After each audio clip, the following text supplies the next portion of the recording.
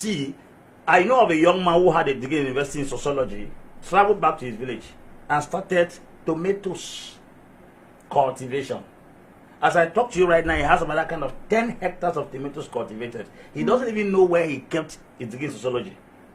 That's why I'm telling you that we have a lot of papers we are working with, and our lives are built within the four walls of that paper, and the paper are not taking us anywhere. I think that Africans should be challenged more in the area of entrepreneurship. I'm a political analyst. Sure. But I don't do anything that is near political analyst work. I just do it on television. What I do on ground, I have a company. I have a company, Eligible International Business Venture. I have a primary school. I have a plantation for pepper and plantain. Does that resemble political analysis? It doesn't. Okay. Because I understood the African continent that if you get your certificate and start looking for a job from place to place, you will be the most miserable of all men. There are three categories of people in Africa. You have the lazy, we have the idle, we have the hard workers. The idle man is him that does nothing. The lazy man is him that works and does not meet our expectations. All civil servants are lazy. All parastatals are lazy because they are earning a salary that cannot even meet up their demands. So that's laziness. That's why if you come to where I'm a pastor, you come to my church, it is difficult to find somebody who is a civil servant that does not have a business attached to it. Absolutely. That's why all the ministers in our country, directors, have businesses. So a business-oriented, an entrepreneur-oriented society will produce more millionaires because people will depend on their talents and potentials than counting on somebody's pocket. Okay, of course, they've come to realize the importance of entrepreneurship. Yeah. So can you enlighten, what is this entrepreneurship all over? Because probably there are millions of youths out there who wants to start up something, but they don't know how to go about it.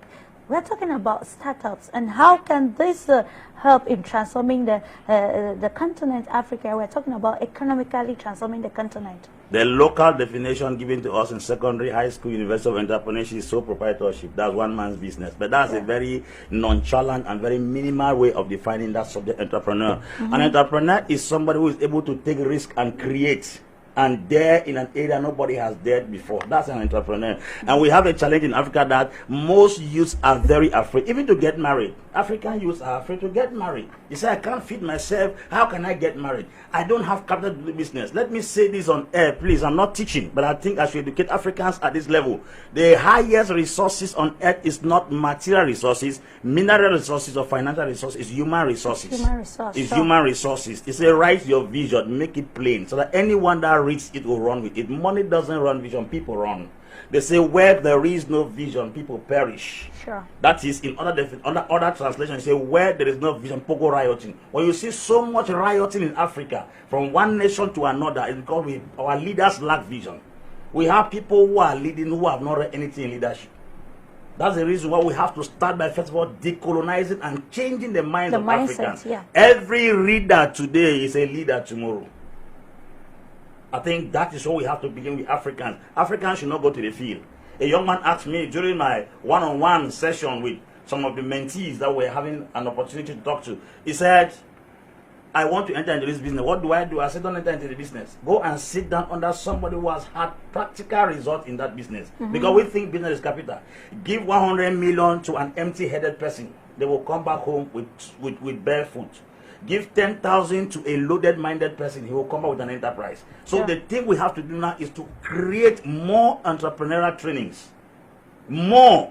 That's why you see nations like the BRIC nations like Korea, South Korea, Brazil, Singapore, they did not erupt from anywhere. They started organizing orientation programs to teach children on how to develop lessons of life, not lessons in class. We have a lot of lessons in class, geography. A teacher is different from a mentor. A teacher teaches you what he has not experienced. A mentor is somebody that teaches you what he has gone through. I'll explain again.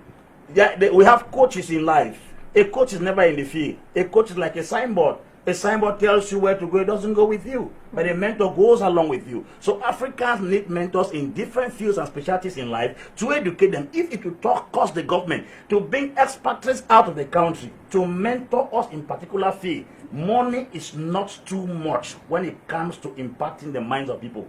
Africans should not jump into business. They have no experience. Yeah. They should look for somebody to build them here first. That's why They Jesus need said, the ideas. Jesus The ideas are said, very Jesus said, God has application. anointed me to preach the gospel to the poor. The poor man doesn't need money, he needs information. Absolutely. Thank you so very much.